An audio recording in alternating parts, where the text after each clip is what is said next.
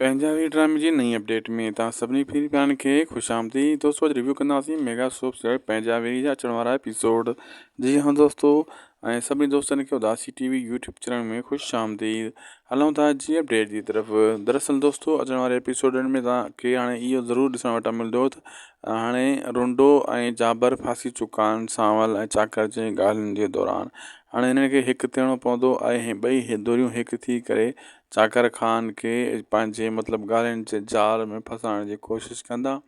छो त उन्हनि खे ख़बर आहे हाणे असां में उहो दम न आहे रहियो। अलॻि अलॻि जेको असां चाकर ख़ान खे इंक्वायरी करे ॿुधायूं था त उन में असां नुक़सान में वेंदासीं।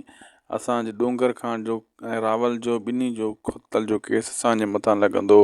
इन जे हिसाब सां हू इहा कोशिशि करे रहिया आहिनि ऐं अचण वारा एपिसोड उहे ज़बरदस्तु हूंदा। इन में धमाकेदार तव्हांखे सीन ॾिसण वटां मिलंदा। चाकर पंहिंजूं ॻाल्हियूं ॿुधाए थो, सांवल पंहिंजूं, जाबर पंहिंजूं, रुंडो पंहिंजूं, सेना पंहिंजूं। इन जा अलॻि अलॻि थोरो घणो मौज़ू मिलनि था, थोरो घणो अलॻि अलॻि मौज़ू आहिनि। सांवल हाणे असल मौज़ू खे ॻोल्हण जे चकर में आहे। दोस्तों, अॼु वीडियो पोइ पंहिंजी पुॼाणी थी। उदासी टीवी यूट्यूब चैनल खे ज़रूरु सब्सक्राइब, लाइक, शेयर करे छॾींदा।